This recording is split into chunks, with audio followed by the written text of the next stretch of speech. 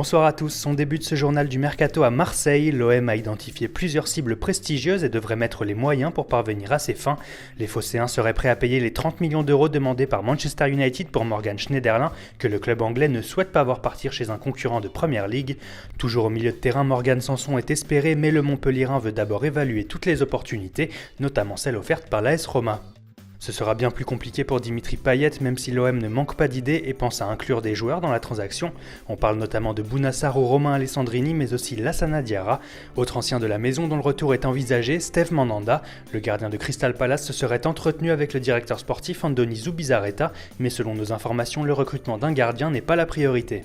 Dans le reste de l'actualité en France, on retiendra que Patrick Kluivert a confirmé que le PSG est encore à la recherche d'un attaquant pour suppléer Cavani, et le LOSC serait passé à l'action pour recruter Marcelo Bielsa. Le futur président Gérard Lopez lui offre un contrat de 3 ans, mais l'entraîneur argentin souhaiterait signer un bail plus court, d'une saison, plus une en option.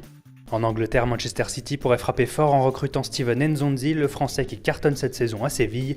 Le club andalou espère retenir son milieu de terrain, comme l'a confirmé son président, mais les Sky Blues ont des arguments et seraient prêts à inclure Samir Nasri et Jesus Navas dans la transaction.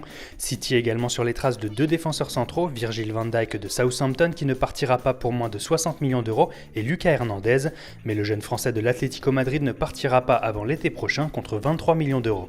City et Guardiola également fans de Julian Weigl, le très prometteur milieu de Dortmund que s'arrachent déjà le Barça et le Real Madrid.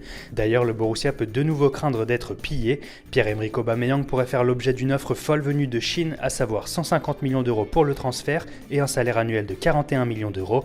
La Chine, destination envisagée également pour Adrian Ramos qui pourrait être prêté à Grenade jusqu'à la fin de saison.